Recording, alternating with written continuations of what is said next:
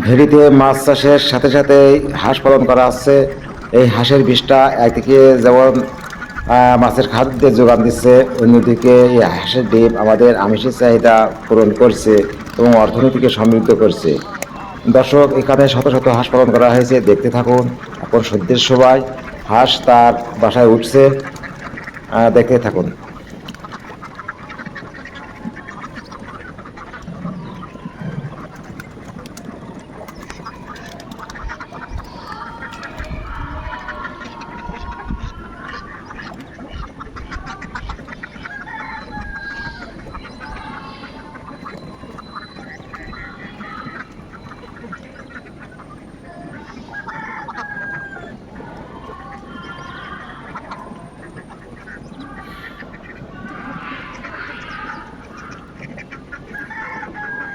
দর্শক, আশা করি ভিডিওটা আপনাদের ভালো লেগেছে।